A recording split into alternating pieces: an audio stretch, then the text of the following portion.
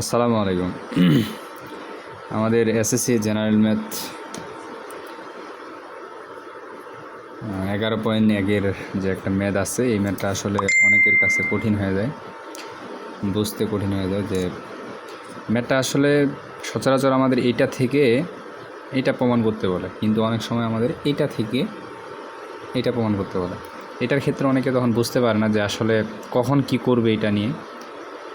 তো আমরা ওইটা দিয়ে তখন শুরু যে করব, কিভাবে করব, ওইটা আমাদের শর্টকাট নিয়ম আর কি। দেওয়া আছে, কি দেওয়া আছে?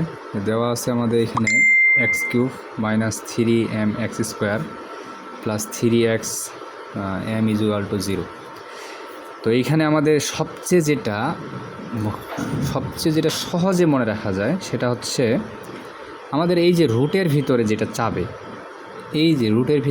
চাবে, এইটা আমাদের ইকুয়ালের এই পাশে এইভাবে থাকতে হবে m/1, অথবা যদি a/b কিছু থাকতো তাহলে ওটা a/b থাকতো আকারে। মানে একটা হচ্ছে প্রথমে থাকবে, একটা নিচে থাকবে, অবশ্যই সেটা রুটের ভিতরেই দুইটাই থাকতে হবে।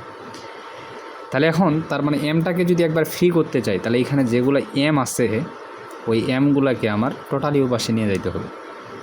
একবারে সহজ নিয়ম। তাহলে আমরা এটা কী করতে পারি? তাহলে এখান থেকে আমরা x³ রাখলাম আর 3xটাকে রাখলাম, আর এমগুলো যে আছে, এই এম যেগুলো আছে, যে এমের সহগ আকারে যেগুলো আছে, ওগুলোকে আমরা সব পাশে নিয়ে গেলাম। এখন এইখান থেকে আমাদের কি কমন যায়? এম কমন যায়। তাহলে এম যদি কমন যায় তাহলে এমটা নিয়ে নাও, এই পাশে কোনো কাজ নেই। এখানে যদি এমটাকে আমরা কমন নিয়ে নিই তাহলে আমাদের থাকতেছে এখানে 3x² + 1, আর এটাকে যেহেতু গুণ অবস্থায় আছে এই পাশে দিয়ে দিলে এটা ভাগ হয়ে যাবে। তাহলে আমরা বলতে পারি x³ + 3x / 3x² + 1 = হচ্ছে এম। এখন দেখো এখানে কিন্তু আমাদের এম চলে আসছে, তাহলে এমের নিচে একটা আমরা 1 ধরতেই পারি ভাগ আকারে। তাহলে যখনই এরকম চলে আসছে, দেখো এই জিনিসটা কিন্তু অলরেডি আমার এইখানে কিন্তু হয়ে আছে। যখনই এরকম হয়ে আসবে তখনই আমাদের করতে হবে যোজন বিয়োজন। কারণ কেন যোজন বিয়োজন করতে হবে? কারণ এখানে দেখো অলরেডি m+1 আছে, এখানে m-1 আছে। তার মানে যখন আমরা যোজন বিয়োজন করব তখন আমাদের কিন্তু এটা সহজে মিলে যাবে। তাহলে আমরা যদি এটা যোজন বিয়োজন করি, তো যোজন বিয়োজন করার জিনিসটা কি? এই যে লব আর হরের মধ্যে, এটা তো লব, এটা হর, এই লব আর হরের মধ্যে উভয় পাশে যে কোনো একটাকে স্থির রাখতে হবে। একবারে সহজ নিয়ম। যেমন এই পাশে যদি আমরা এই জিনিসটাকে স্থির রাখি, এই পাশে যেটা উপরটাকে স্থির রাখি, তাহলে 100% নিচে ওইটাকে স্থির রাখতে হবে। সিমিলারলি এখানে যদি আমরা এমকে স্থির রাখি, নিচেও এমকে স্থির রাখতে হবে। তার মানে এইটা যদি প্রথমে এইটা আগে স্থির রাখি, তাহলে এখানেও প্রথমটাকে স্থির রাখতে হবে। তবে দ্বিতীয়টাও নিয়ে স্থির রাখা যায়, তাতে কোনো সমস্যা হয় না। পরে একটা মাইনাসের হেরফের হয়, ওইটাকে আমরা কমন নিয়ে কাটাকাটি করলে আগের মতোই মান চলে আসে, যার কারণে এটা সমস্যা তেমন হয় না। তো আমরা এইটাকেও স্থির রাখতে পারতাম, তবে এইটাকে স্থির রাখলে আমাদের সুবিধা হয়। তাহলে যোজন বিয়োজন যদি করি, তাহলে উপরে যে এইভাবে ব্র্যাকেট দেওয়ার পরে একবার যোগ দিব, একবার বিয়োগ করব, এটাও একবার যোগ করব, একটা বিয়োগ করব, আর বাকি একটা মান যে আছে এই মানটা একবার যায় উপরে যোগ হবে, একবার বিয়োগ হবে। তো সিমিলারলি আমাদের এই যে বাদ আছে এটাও যায় উপরে, একবার হচ্ছে আমাদের যোগ হবে, আর আরেকবার কি হবে? একবার হচ্ছে বিয়োগ হবে। এই যে তখন আমাদের এখানে মাইনাসটা গুণ আকারে আছে, এটা গুণ করে দিতে হবে। স্বাভাবিক ক্যালকুলেশন, এটা সবাই পারে। আসলে মেইনলি সমস্যা হচ্ছে ব্র্যাকেটের ভিতরে যে মানটা ধরা, এই ধরাটা অনেকে ধরতে পারে না, কখন কীভাবে ধরতে হয়। আমরা আরেকটা করবো এরপরে, ওইটা আরেক ক্লিয়ার করে দিব। তো এটা দেখো আমাদের এই যে হয়ে গেল, আর এখানে x³ + 3x - 3x² - 1।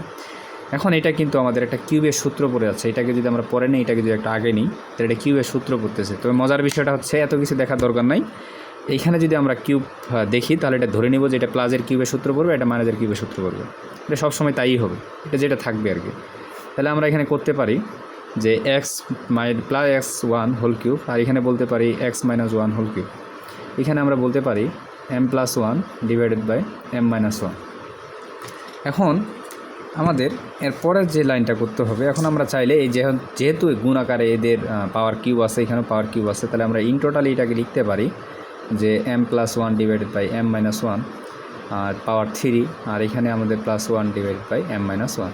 এখন যেহেতু এটা কিউবিক আকার আছে, কিউবটাকে যদি উপাশে পাঠিয়ে দেই তাহলে আমাদের এটা ঘনের রুট হয়ে যায়। তো ঘনের কিউবিক রুট যেটাকে বলে, তাহলে ঘনের রুট বা কিউবিক রুট আছে। তাহলে -1 এটা যদি আমরা করি, তাহলে এখানে হচ্ছে কিউবিক রুট হয়ে যাবে m+1 আমরা আর কি একবার ভাঙায় লিখলাম, ডিরেক্ট লিখতে পারতাম, মানে সবটার উপর লেখা যেত, কিন্তু পরে ভাঙায় লেখা লাগতো, তাই আমি এক লাইন শর্ট করলাম।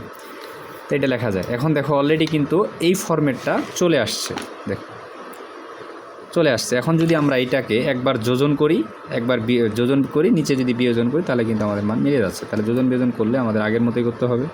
এমটা প্লাস ওয়ানটাকে উপরেরটাকে স্থির রাখলাম, এখানেও তাহলে প্রথমটাকে স্থির রাখবো, এই যে প্রথমটাকে স্থির রাখলাম, তাহলে নিচে ওইটাই আবার স্থির রাখবো। তাহলে একবার কি করব, একবার যোগ করব, একবার বিয়োগ করব। এটাও সিমিলারলি একবার যোগ করব, একবার বিয়োগ করব। আর বিয়োগ এই জায়গায় কাকে রাখবো, এই বাকি যেটা পড়েছে ওইটাকে রাখতে হবে, এই যে। তাহলে আর জীবনও কখনো যোজন বিয়োজন নিয়ে কখনো আর ভুল হবে না, এটা কখনো হতেই পারে না। যদি এই নিয়মটা কখনো কেউ ফলো করে, তাহলে ওর আর কখনো যোজন বিয়োজন নিয়ে কনফিউশন করতে হবে না। তাহলে এটা হলো, এটাকে যদি আমরা এই পাশে ক্যালকুলেশন করি, তাহলে আমার যেটা দাঁড়ায় সেটা হচ্ছে, এখানে কি আছে আমাদের যদি এটা দেখি, তাহলে এখানে যেটা ছিল, এটা ছিল যে আমাদের ছিল হচ্ছে m + 1 + m - 1। তাহলে এখানে হচ্ছে m + 1 - m + 1। তাহলে এই পাশেও যদি আমরা করি, এই পাশে যদি মাইনাসটা গুণ করে দেয়, তাহলে আমাদের আসতেছে কিউবিক m + 1, আর এখানে থাকতেছে প্লাস কিউবিক m - 1, আর এখানেও থাকতেছে cubic m + 1 minus cubic m - 1। তাহলে এখানে 1 1 কাটা যাচ্ছে, এখানে আমাদের m কাটা যাচ্ছে। তাহলে এই পাশে যা আছে তাই থাকবে, এটার পরিবর্তন নাই। এখানে আমাদের জাস্ট এখানে আমাদের যেটা করতে হবে, এখানে 2m হবে, আর নিচে হবে হচ্ছে শুধু 2 হবে। এই 2 কেটে দিলে m = আমাদের প্রমাণ হয়ে যাচ্ছে। তো ঠিক আছে, এই পর্যন্তই। আরেকটা আমরা করতেছি, একটু পরে।